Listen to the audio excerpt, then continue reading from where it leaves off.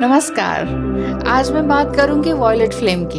हाँ जी, violet flame में आप पहुँचने वाले होंगे, बहुत लोगों का मिनी रियूनियन भी तो हो गया है, तो वॉयलेट फ्लेम के बारे में तो जानना ज़रूरी है। Violet flame means forgiveness and mercy. It's a divine special gift given to humanity by the ascendant masters. आपके भी हैं असेंडेंट मास्टर्स? जी हाँ, हम सभी के हैं। आपका जो पिट्यूटरी ग्लैंड है, जिसका कलर एक तरह से हीलिंग के लिए ही है, वो हीलिंग के लिए ही बना हुआ है। आप इसे कह सकते हैं, एक्चुअली हम जो सोचते हैं ना, वो रिकॉर्डेड हिस्ट्री हो जाता है, और वही रिकॉर्डेड हिस्ट्री जो है वो हमारे अंदर चेंज लेकर आती है कहीं ना कहीं। जब चेंज लेकर आती है और हमारे अंदर चेंज आ जाता है, तो ये समझ जाइए कि ये वॉयलेट फ्लेम है। और समटाइम हम इसको रिकॉग्नाइज नहीं कर पाते हैं कि वॉयलेट फ्लेम है क्या। और इसको बहुत ही खूबी से अगर समझना हो इजीली, तो आप ये समझिए कि आपको वॉयलेट कलर बहुत पसंद आने लगा होगा। यदि स्वयं को लगातार नेगेटिव एनर्जी से आप निकालते रहते हैं, इस तरह का काम आप करते रहते हैं, और आप इसी तरह से काम को करते हैं और फॉरगिवनेस में भी आते हैं, तो समझ लीजिए कि आप वॉयलेट फ्लेम में हैं। लेकिन वॉयलेट फ्लेम में इतनी जल्दी नहीं आ सकते हैं। इतनी जल्दी आने में थोड़ा टाइम लगता है, गलत मत समझिए।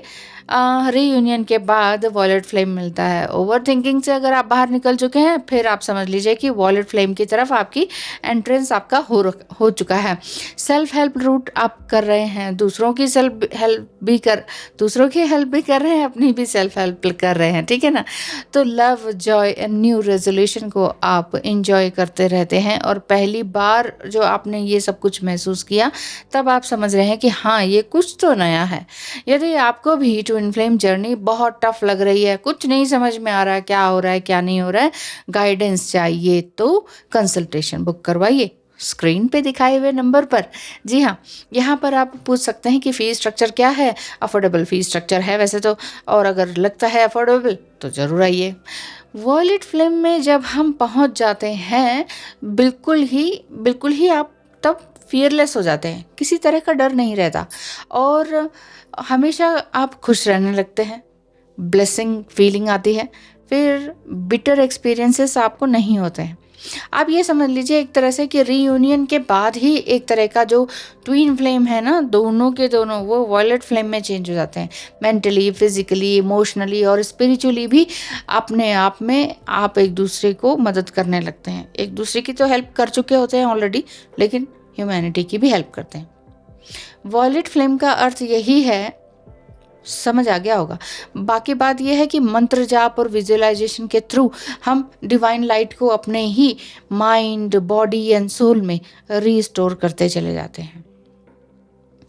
तो ये वॉयलेट फ्लेम में चेंज हो जाता है, यानी कि सभी पॉजिटिव एनर्जीज आपके अंदर रीस्टोर होती जाती है, समाहित होती चली जाती है। और जब सभी तरह की पॉजिटिव एनर्जीज आपके अंदर आ जाती हैं, तो आपको किसी तरह का डर नहीं रहता है। सच में मुझसे पूछिए हमारे जितने भी नेगेटिव कर्मास हैं, जैसे फिजिकल इलनेस है, फाइनेंशियल प्रॉब्लम है, वो सब भी तो ख़त्म हो जाती हैं।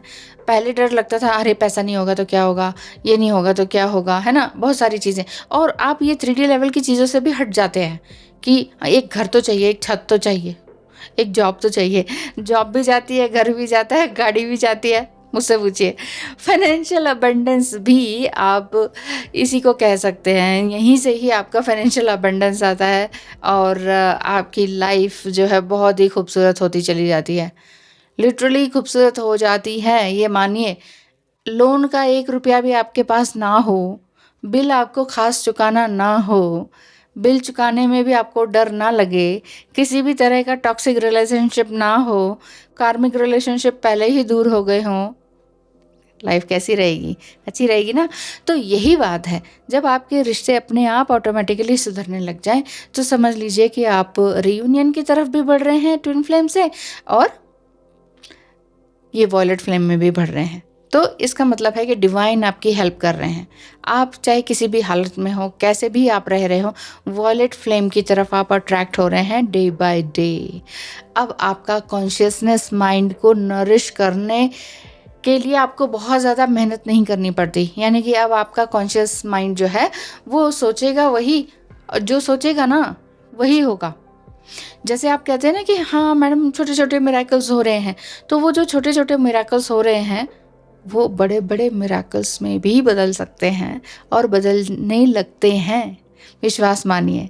यानी कि आप हमेशा आनंद में रहते हैं। मैं ये नहीं कह रही कि बहुत ज़्यादा पैसा आ जाता है, मैं ये कह रही हूँ कि आनंद आ जाता है। पैसा है चाहे नहीं है, कुछ भी है चाहे नहीं है, माँ बाप हैं नहीं है, इट्स ओके, ये वाली बात हो जाती है और मज़ा रहता है। कंप्लीटनेस की फीलिंग आती है, यूनिटी की फीलिंग आती है। ओह, यूनिटी कॉन्शियसनेस पर भी किसी ने कहा था कि वीडियो बनाने के लिए, वो लेकर ज़रूर आऊँगी कि what is unity consciousness. Unity consciousness में आप आ जाते हैं ना, समझ लीजिए रियूनियन हो गया, रियूनियन हो गया, रियूनियन क्या है, परमानेंट है। रियूनियन हो गया तो आपकी हाई वाइब्रेशन में आप आ गए हैं। किसी ने ये भी कहा था high vibration and low vibration भी बताइए, दिमाग में बहुत कुछ चलता है मेरे। तो हाई वाइब्रेशन मीन्स जब आप हेल्दी हैं, न्यूट्रिशनल डाइट्स ले रहे हैं, बहुत ही अच्छा सोच रहे हैं, सबके लिए ब्लेसिंग दे रहे हैं, वो हाई वाइब्रेशन है। लो फील कर रहे हैं, लग रहा है किसी ने ब्लैक मैजिक कर दिया है और ये और वो, डर लग रहा है, तो समझ लीजिए लो वाइब्रेशन है। अब मैं उनका नाम लूँगी नेक्स्ट वीडियो में और अच्छी तरह से एक्सप्लेन करूँगी। तो अभी मैंने एक्सप्लेन किया रियूनियन, ठीक है, is equal to violet flame, is equal to unity consciousness. ठीक है, यूनिटी कॉन्शियसनेस पर भी एक अलग से वीडियो बनाऊंगी।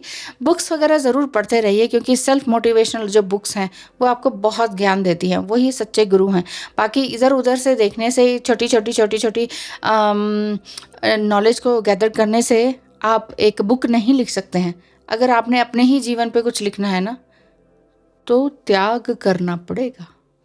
और वो ट्रांसफॉर्मेशन और वो त्याग, वो ढेर सारे आंसू मांगता है, वो पूरी शक्ल बदल देता है। ये बात है। तो ठीक है, कोई बात नहीं, इट्स ओके, शक्ल बदल गई, आड़ी टेढ़ी हो गई, इट्स ओके। लेकिन क्या है ना, जो मन में शांति आती है, यूनिटी आती है, यूनिटी कॉन्शियसनेस होता है, एक आनंद होता है, वो आता है इसी से ही। धन्यवाद। आई थिंक आपको कुछ समझ आया होगा या नहीं आया होगा, मुझे बताइएगा कमेंट करके। Thank you.